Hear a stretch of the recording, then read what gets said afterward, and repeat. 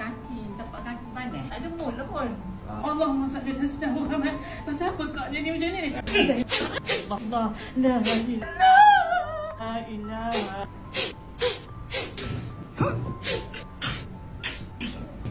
Tapak kaki yang saya rasa panas tadi pun ada kurang. Badan ringan sikit kan. Badan alhamdulillah. Hui, segala-galanya sakit. Tengah malam tak boleh tidur. Kat pinggang kau pun kau lepas lagi jangan ambil kan kat situ. Aku tak nak keluar. Nak musnahkan keluarga dia biar sampai dia duduk tengah jalan tu anak-anak.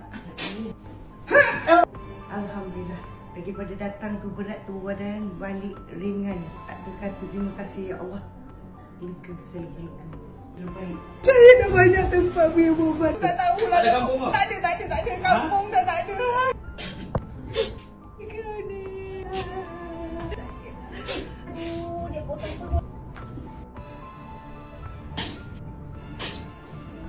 Perawatan alhamdulillah saya rasa kepala saya ringan dan bahagian dada saya ringan dan seluruh anggota badan saya rasa selesa.